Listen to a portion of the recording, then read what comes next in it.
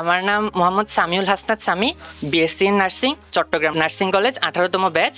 আমার merit position 138। আমি একজন সেকেন্ড টাইমার এবং আমার কোনো সরকারি প্রতিষ্ঠানে মানে আশানুরূপ রেজাল্ট করতে পারছিলাম না এবং এটার জন্য আমি খুবই মানসিকভাবে ভেঙে পড়েছিলাম। আমার আম্মু একজন নার্স, উনি একটা প্রাইভেট মেডিকেলে বর্তমানে কর্মরত আছেন এবং উনি আমাকে শুরুতে দুটা কথা নার্সিং নিয়ে বলেছিলেন। উনি যখন আমাকে শুরুতে বলেছিলেন যে তুমি নার্সিংয়ে আসতে পারবা, আই ওয়াজ লাইক মানে নার্সিং ছেলেরা করে? পরে বলছে হ্যাঁ অবশ্যই করে, এবং ছেলেদের সংখ্যা কম হলেও ছেলেরা এখানে যথেষ্ট গুরুত্বপূর্ণ ভূমিকা পালন করতে পারে। তুমি যখন একজন রোগীকে নিজের সেবাটা দিবা অ্যান্ড রোগী যখন তোমাকে শুকরিয়া আদায় করবে, তোমার জন্য আল্লাহর কাছে দোয়া করবে, তোমার জন্য যখন প্রার্থনা করবে, তখন তুমি যে আত্মতৃপ্তিটা পাবা এটা তোমার কাছে অতুলনীয় লাগবে। এখনো পর্যন্ত মানে অন্য যে সেক্টরগুলো আছে সেগুলোর তুলনায় একটু পিছিয়ে আছে, অ্যান্ড এটাকে আমাদের সবার মাঝে তুলে ধরার যে দায়িত্ব, সেই দায়িত্বটা আমাদের বহন করে নিতে হবে। এই বিষয়টা আমি অবশ্যই সবার কাছে তুলে ধরতে চাই।